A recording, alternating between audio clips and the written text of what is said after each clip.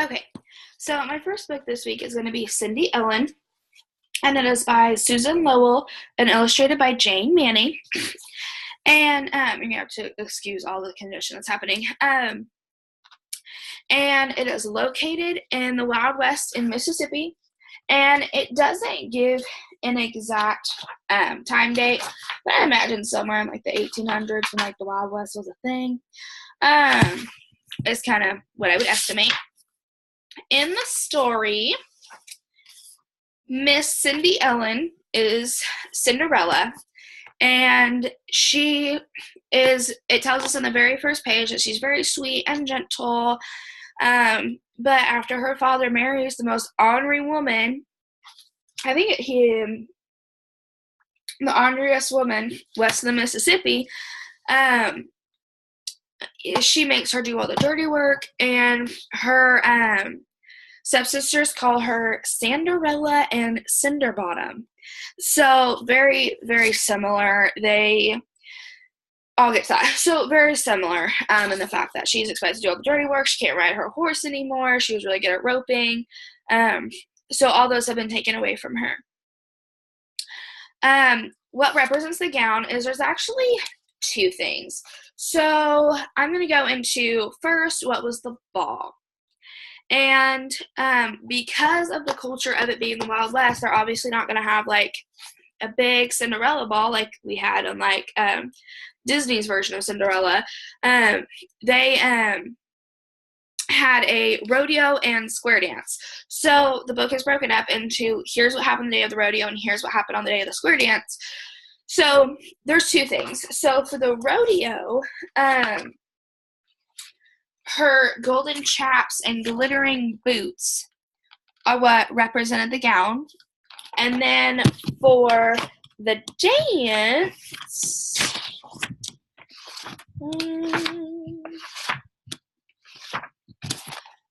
this was her dress for the dance. So two different things that are supposed to represent the gown. And so that rodeo and square dance is what represents the ball. And then those two things are what represents her gown.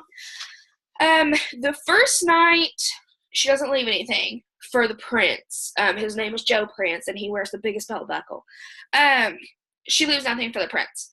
However, the second night at the square dance, she leaves the buckle off her shoe.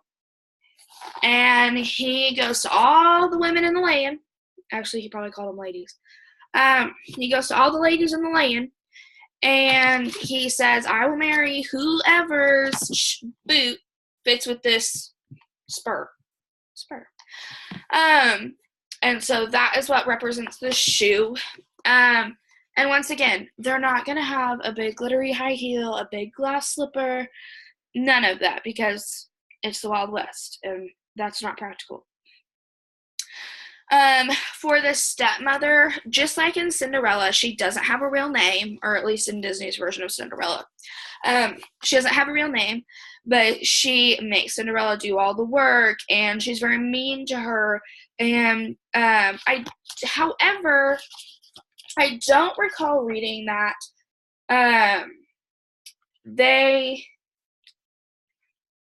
she does try to hide her, and she tries to send her to the stable, and it's the same thing. Her stepsisters get everything, and her stepmom doesn't give her anything, and is just so rude to her, everything. Joe Prince represents the prince, and he wears the biggest belt buckle in all the land, and just like in the regular Disney's version, I shouldn't say regular, Disney's version of Cinderella, he falls in love with her the first night, and then she runs away. Well, the normal Cinderella, there's only one night. In this Cinderella, her fairy godmother comes back, which I'll come back around to. Her fairy godmother comes back and gives her the 6 white horses and the dress and everything. And he finds her that night and is like, you're the one, you're the mystery rodeo girl and whatnot. Because she's not going to be a princess. She's a rodeo girl. She likes to rope him and ride him. I mean, come on. So that is the prince in the book. And he wears the biggest belt buckle in all the land. I think I already said that. But who represents the fairy godmother? Just like in the regular Cinderella, she does not have a name. But I will show you her. This is what the fairy godmother looks like in this book. And she, instead of using a wand, she uses her golden pistol. And so instead of saying like bippity boppity boo, she shoots her gun straight into the sky, and that's the magic. And that's what gave her the beautiful golden chaps. And she's an older lady, which we see in the Disney's version of Cinderella, but also in Wild West culture and that kind of stuff, they respect their elders. And so I think that also makes sense as to why she's an older lady, because a grandmother or a godmother is who would bestow these nice things upon her. So I think that's where that came from. The illustrations are spot on in this book. They use their colors really well. Their shapes take up the whole page. So, I mean, they do a really good job with space. They're not little illustrations. I mean, they're the whole page. They use good lines, as you can see. It's pretty straightforward illustrations, but they're really, really excellent, and they obviously paid a lot of attention to them. They obviously tried to imply some texture. They use these things on occasion, like the little drawn glitters. And the illustrations supporting the literary elements. This happens because, I mean, we can see the whole story take place in illustrations. If I did not read you this book, and I did not give you the title of this book, I still guarantee you could get pretty close. I guarantee it. Because here, obviously, without knowing anything about this book, obviously something magical is happening here. And then when you flip the page, maybe, she's beautiful. So even if you had no context to this book, you could obviously tell that that's what's happening. And so I think the illustrations do a really good job of supporting all of our literary elements. Okay, so my next book is The Irish Cinderlad, and it is by Shirley Clemo and illustrated by Loretta Kropinski. That's not my forte. This book was a little hard to find all the crossovers. This takes place in Ireland, obviously. And once again, I don't have a year. However, the author's note in the very back of the book says, The Irish Cinderlad is an adaptation of one of these old stories revived in the 19th century, and talks about how folk tales and legends and all that were forbidden and in the 1800s. So I imagine it's somewhere back in that time period. And in this book, the Cinderella is Beacon, and that's how I'm saying his name. And Beacon had a mother that loved him dearly, and his mother died. And then one day, his dad just came home with a wife, and that was his mom, his stepmom. And in this story, there's actually 3 stepsisters instead of 2. And I'm not sure if that's because Europeans tend to have more children than Americans. I'm not totally sure. But there was 3. And then the stepmom.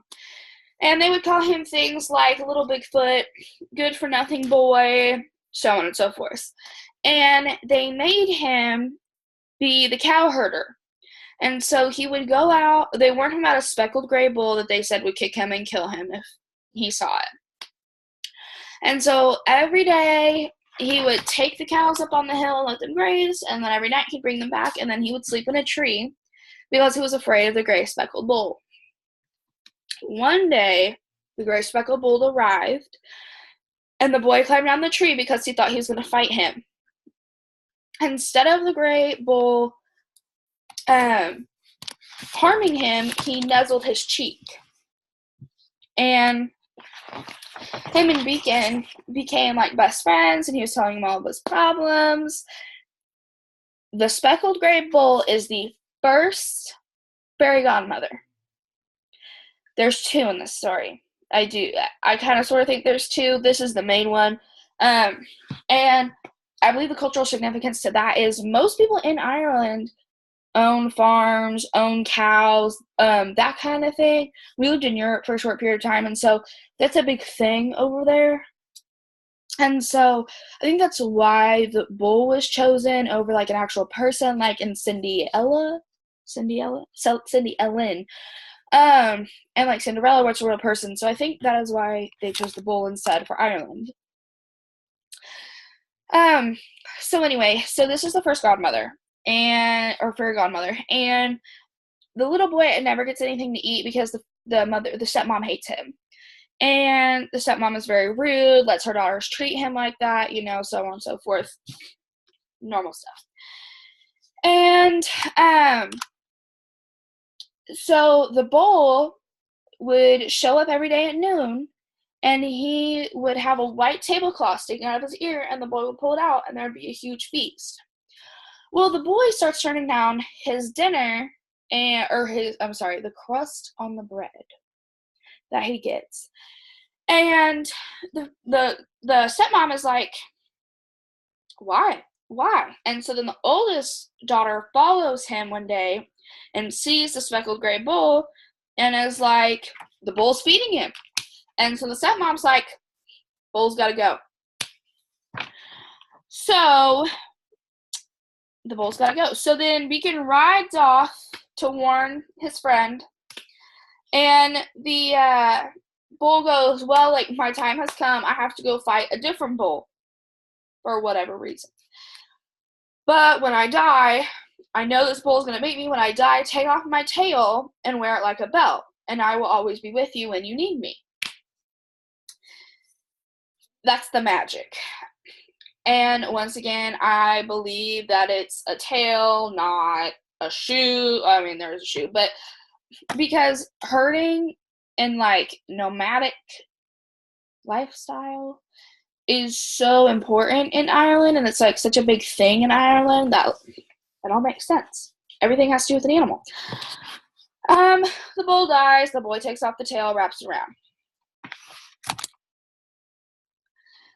Then he finds an old man, and the old man says, where are you going? And he's like, wherever. And the old man says, I need a herder at my farm. And Beacon goes, I'm a great herder. And so then he rides off to live with the old man. Then, basically, it kind of reminds me of Adam and Eve, like a temptation shows up. And then Beacon has to defeat him because the temptation tries to kill him. And the tail does it, and it beats him, and then it comes back. Pretty cool. And then he's riding off, and he spots the king's castle. He's just out riding around. And he spots the king's castle, and the princess is tied up. The princess is actually the prince in this story. And this whole scene here is the ball. So the princess is like, is anybody going to save me? Because there's like all these bystanders. And he goes, I'll save you. And he has to defeat the water dragon. He defeats the water dragon, but he takes the bull's tail with him because the bull's tail defeats him, and then he loses it. And so then I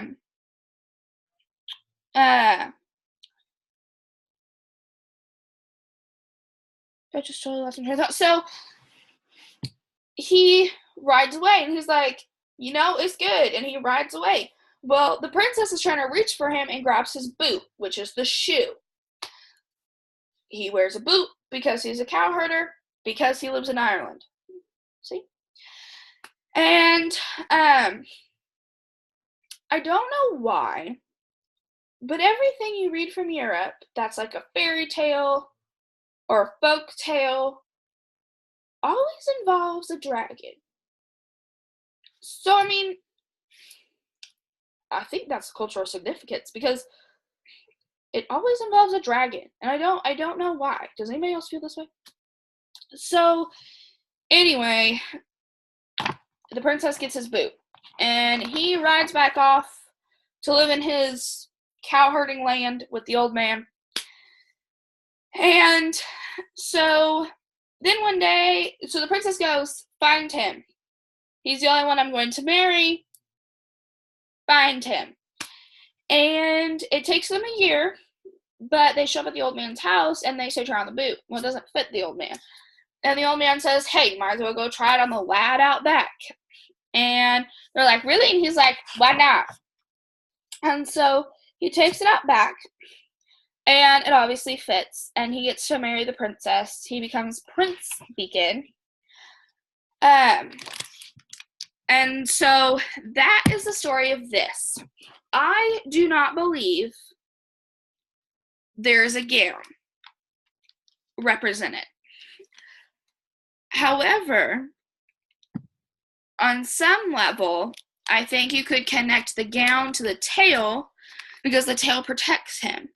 But the gown really doesn't protect Cinderella. So I don't really think there's a huge gown in this one, or at least anything that I would think is a gown. If you think there's something, please tell me. But those are kind of the illusions I draw. As far as like illustrations, the illustrations are beautiful. They take up the whole page on both sides on all these pages. Every page. I think the colors are really excellent. And I think they really did try to draw in some texture. Like if, for example, on this page, if you look at the grass, I really do think they try to do some really great things with texture. And, I really think just like with Cindy Ellen, you can pretty much follow the story, even if you, okay, except with the old man and the fruit. I don't know what happened there. But, with all this, just looking at the pictures, I think you can draw kind of sort of what's happening. So that is my thoughts on the Irish Cinderlad. Okay, so my last Cinderella book is The Golden Sandal by Rebecca Hickox and illustrated by Will Hillenbrand. And it is the Middle Eastern version of Cinderella, which I thought was kind of interesting. And this Cinderella is about a fisherman, her dad, a girl named Maha, who lost her mother, and a stepmother and a stepsister. And actually, a strange turn of events in this story is that at the very beginning, Maha is begging her dad to marry the lady next door who looks after Maha. And she loves her and she thinks she's so great, blah, blah, blah. Finally convinces her dad to marry her. They get married, and Maha is so graceful and beautiful and all these things, and the stepmother's daughter is not. And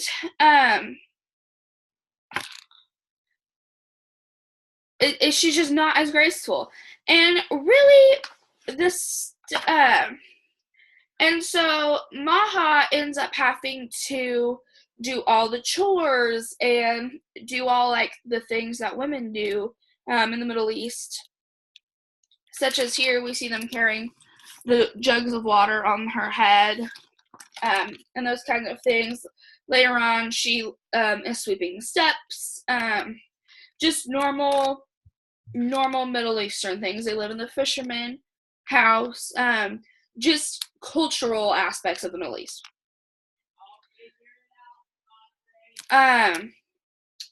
So that's kind of what spurs it, and that's when the stepmother starts not liking her, and then that is when she has to do all the chores.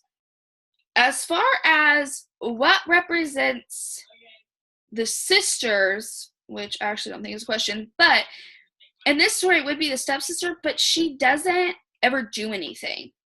Like, she doesn't do anything in the book at all. Like, ever. So they just kind of like created her and were like,